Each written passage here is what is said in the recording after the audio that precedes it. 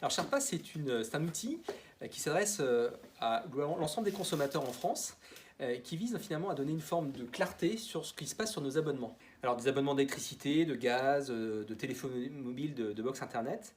Et en fait, l'idée qui a donné la naissance de Sherpa, c'est de se dire, en fait, on a souscrit ces abonnements à un moment, on sait que probablement on ne les paye pas forcément au bon prix, qu'ils ne sont plus forcément très adaptés à nos usages. Et on le sait tout simplement parce qu'on voit de la pub de partout sur ces sujets. On voit passer nos factures, on voit passer nos prélèvements. Et en même temps, c'est des sujets auxquels on ne comprend pas grand-chose, on ne veut pas forcément y consacrer du temps. C'est des sujets qui nous font un peu peur aussi. Et donc, peur de la mauvaise affaire ou de la fausse bonne affaire, peur de la rupture de service. Et donc, finalement, c'est des sujets qu'on a tendance à mettre sous le tapis. L'idée de Sherpa, c'est de faire à votre place ce que vous ne voulez ou ne pouvez pas faire.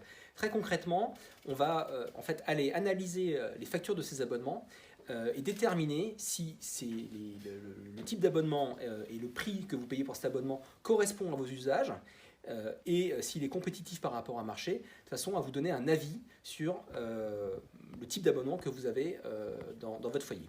Évidemment, pas de vous dire, bah voilà, vous allez faire X euros d'économie immédiatement, parce qu'en fait, fondamentalement, on n'en sait rien au moment où vous nous confiez votre facture. Donc, ce qu'on va faire, c'est simplement aller regarder cette facture de deux choses l'une. Soit votre facture, votre abonnement, il est parfait, et on va dire, bah, écoutez, il est super, et dans ces cas-là, on n'y touche pas. Par contre, on va garder un œil dessus, parce que potentiellement, il sera plus très parfait dans 2 mois, 3 mois, 4 mois, 5 mois. Ou alors, effectivement, il est très perfectible, il peut être optimisé, et dans ces cas-là, on va vous donner, non pas l'état du marché, mais vous dire, voilà, si on était vous, voilà ce qu'on ferait, voilà le choix qu'on ferait. Et on va vous proposer de faire ce choix-là.